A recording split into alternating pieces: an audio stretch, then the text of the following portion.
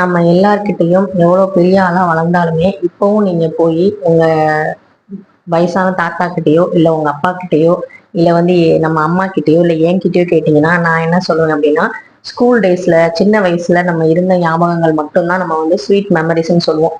ஏன்னா அப்போ நமக்கு வந்து பெருசாக கடமைகள் இருக்காது. நமக்கு வந்து பார்த்துக்க வந்து எல்லாருமே சுற்றி ஆளுங்க இருப்பாங்க. நம்மளை பார்த்து பார்த்து எல்லாம் கவனிப்பாங்க.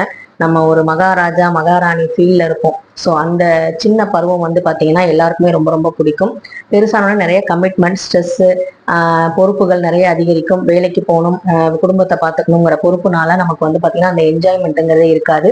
ஆனால் வந்து பார்த்தீங்கன்னா அப்பப்போ நம்மளை வந்து புதுப்பிச்சுக்கணும், நம்ம அந்த குழந்தை பருவத்துக்கு போகணுங்கிறனால சில விஷயங்கள் வந்து நான் அடிக்கடி பண்ணுவேன். அதில் ஒன்று என்னன்னா மெமரிஸ் வந்து ஃப்ரீஸ் பண்ணுறது அப்படின்னு நான் வந்து கண்டுபிடிச்சிருக்கேன். அது என்ன ஒன்றுனா ஒன்றும் இல்லை, நம்மளோட ஃபோட்டோஸ், பழைய ஃபோட்டோஸ்லாம் வந்து பார்த்தீங்கன்னா அதை வந்து நம்ம வந்து ஃப்ரேம் பண்ணி நமக்கு பிடிச்சவங்களுக்கு, நமக்கு வந்து யாராவது பிறந்த நாள், இது மாதிரி வெட்டிங் டே அந்த மாதிரி வரும்போது அந்த மெமரிஸை வந்து நம்ம கிஃப்டாக கொடுக்கும்போது அவங்களுக்கும் சந்தோஷமா இருக்கும், பார்க்குற நமக்குமே சந்தோஷமா இருக்கும்.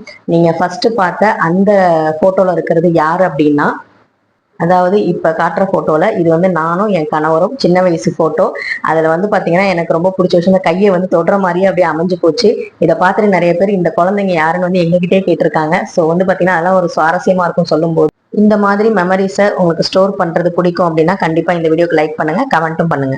உங்களுக்கு எந்த வயசு வந்து ரொம்ப மெமரபிளான வயசு அப்படிங்கிறதையும் கமெண்ட்ல சொல்லுங்க.